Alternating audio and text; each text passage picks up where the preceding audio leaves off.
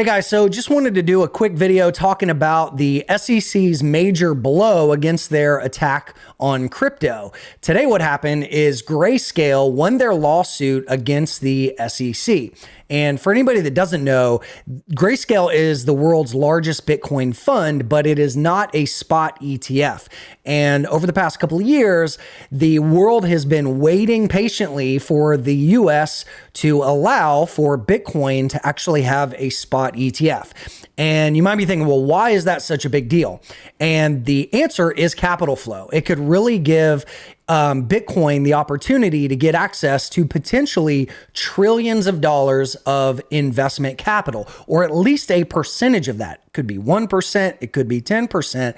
But with Bitcoin's market cap today, really only around $500 billion, the ability to potentially attract several billion dollars within the first month or quarter of Bitcoin spot ETF going live could be huge. And I'll just show you an example of what this could potentially look like. So I want to use gold as an example of what could potentially happen, or at least what people are expecting what a spot ETF could do for Bitcoin.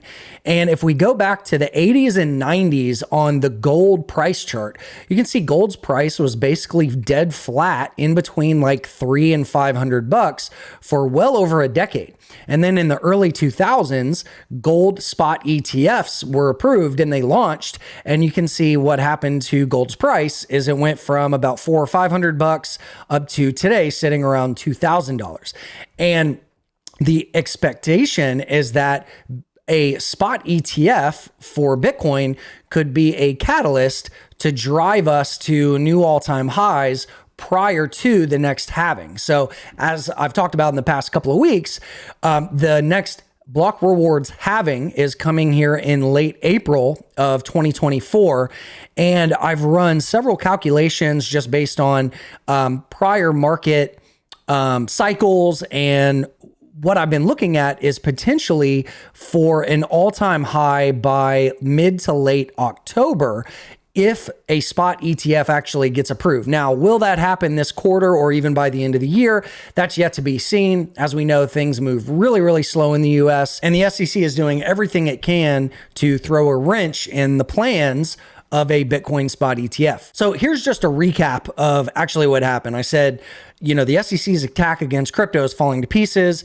Here's a summary of what happened today. A court has ordered that the SEC has to review its prior rejection of Grayscale Investments' bid to convert its Bitcoin trust to an ETF. And the court ruled that the SEC did not adequately explain why it approved other Bitcoin products, but rejected Grayscale's, calling the decision arbitrary and capricious. So this ruling actually paves the way for a possibility of a first Bitcoin spot ETF. Now, this does not guarantee anything. And the first thing I'll tell you is right now, Bitcoin's price is actually still into major resistance level. And I recently tweeted this chart out, just kind of showing where we're at and what I think the potential outcomes could be. So taking a look at the price here, we're actually moving back into major resistance level at 28,500. We have really three moving averages, but right here around 28K is the 100 period and the 50 period moving average. And depending on where today's price candle closes, it could be at or around that 200 period moving average. Basically, all the moving averages right now are acting as resistance. There's also a major trend line from the beginning of the year to recently, which was prior support, now turned resistance, and just a horizontal line of prior support and resistance, now currently resistance. So the whole idea here is this is a key kind of inflection zone that if 28K breaks, I think we're going to see that bull trend really start to accelerate into Q4 of this year prior to the next halving.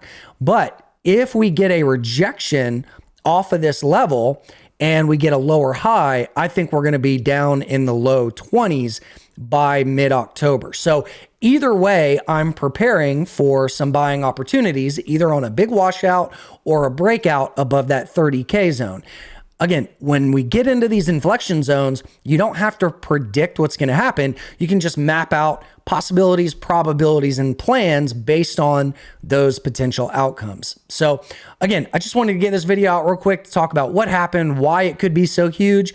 Leave me a question in the comments, like it up. If you get value from this video, share it with anybody that you think could get value from it, and I'll see you in the next video. Take care.